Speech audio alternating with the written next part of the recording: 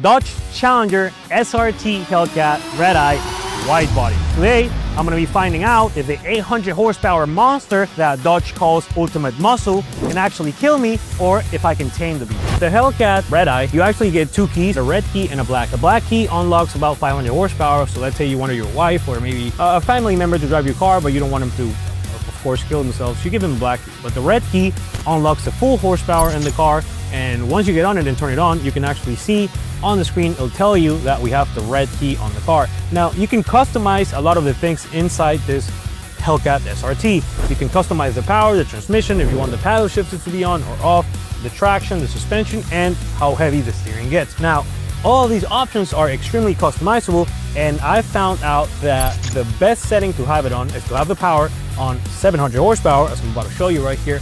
When we go into sport, we're at 797, the transmission is on sport, the paddle shifters are on, but the traction, when it's on sport, it cannot hook for the life of it.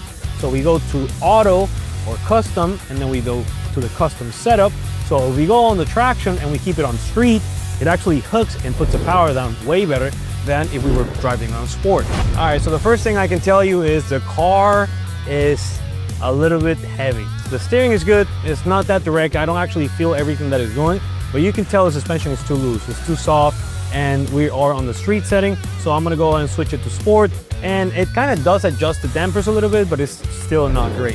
One thing that you can tell right away though is the supercharger whine on these cars are crazy. The GT500s, they don't have the same whine. This car actually screams like a little kitty. Listen to it. And we're actually being able to put the power down right now, which is great, because before we couldn't. I think it had a lot to do with the fact that the tires were cold as well. Let's do a little pull in the car. So we're doing about 40 miles an hour. So I'm gonna drop it into second gear, and now we're gonna go punch the throttle.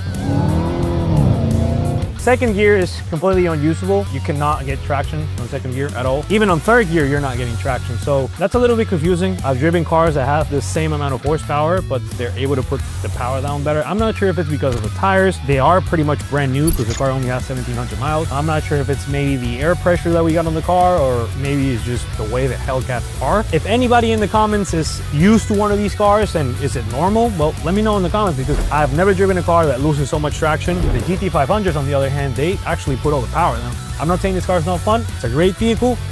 Wasn't used to it. So follow us for more content, and I actually survived the 800 horsepower beast, and I didn't kill Reggie, our cameraman. So we're good for a couple more videos.